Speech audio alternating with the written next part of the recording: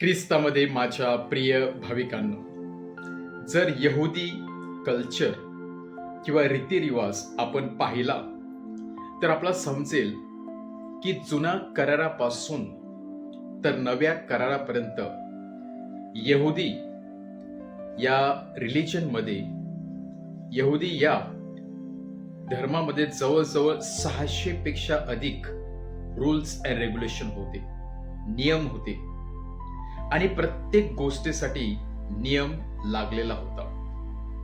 काय खावं, कधी खावं, कशा प्रकारे खावे, कशा प्रकारे कपडे घालावे आणि अशा प्रकारचे 600 प्रकारचे नियम लोकांवरती लादले गेलेले होते. आणि म्हणूनच कधी कधी लोक, मनुष्य पुष्कळ वेळा कन्फ्यूज होत असत की या 600 नियमापैकी सर्वात महत्वाचा नियम कोण असेल. आणि नेहमी अशा प्रकारची शंका त्यांच्या मनामध्ये होती. आणि म्हणूनच एक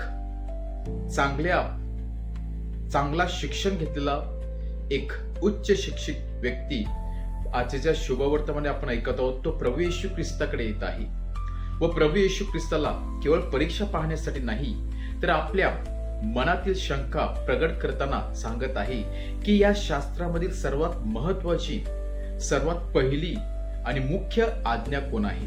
कारण 600 आज्ञा दिलेल्या होत्या आणि तेव्हा प्रभू येशू ख्रिस्त त्याला चटकन उत्तर देत आहे की तू आपला परमेश्वर याच्यावरती पूर्ण अंतःकरणाने, पूर्ण मनाने, पूर्ण हृदयाने, पूर्ण सामर्थ्याने प्रीती कर.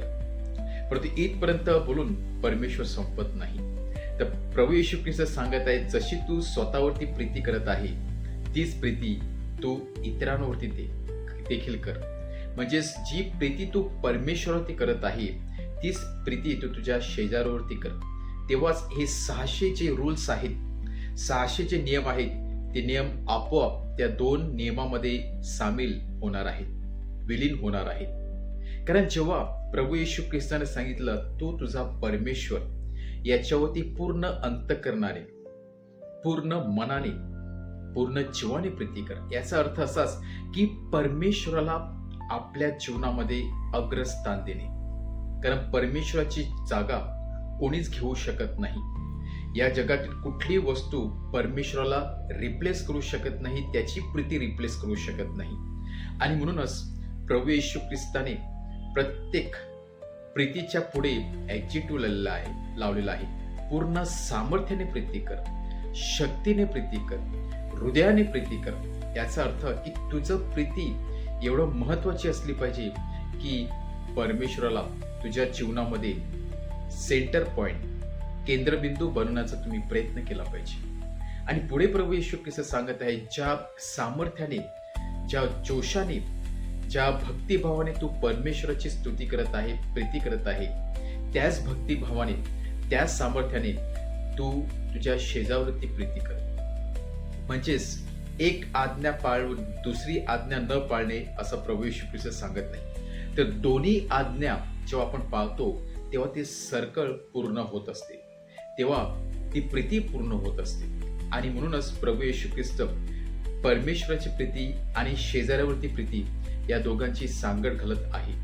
आणि म्हणूनच जेव्हा आपण इतरांवरती स्वतःसारखी प्रीती करतो, इतरांना मदत करतो, त्यांच्या कामामध्ये हस्तक्षेप न करता, त्याला खाली न पाडता, त्याच्यात दोषारोपण न राहता त्यांना मदत करत असतो, संकटातून बाहेर काढण्यासाठी, पापाच्या अंधारातून बाहेर काढण्यासाठी, योग्य दिशेने नेण्यासाठी, तेव्हा आपण परमेश्वराची प्रीती काय आहे हे त्या व्यक्तीला दाखवत असतो आणि परमेश्वरावरती आपण अधिकरित्या प्रीती करत असतो. आणि म्हणूनच परमेश्वराची प्रीती आणि शेजाऱ्यावर प्रीती या दोघांची सांगड असणे फार गरजेचं आहे. हे दोघेही एकाच नाण्याच्या 2 बाजू आहेत, एकाच गाडीची 2 चाके आहेत आणि या 2 चाकाशिवाय गाडी पुढे जाऊ शकत नाही. तर या उपवास काळामध्ये असताना जी प्रीती आपण स्वतःवरती करत आहोत ती ख्रिस्तावरती करण्याचा प्रयत्न करूया, पूर्ण अंतःकरणाने, 100%, नो 50-50. आणि तीच प्रीती आपल्या शेजाऱ्यावरती देखील आपण करण्याचा प्रयत्न करूया.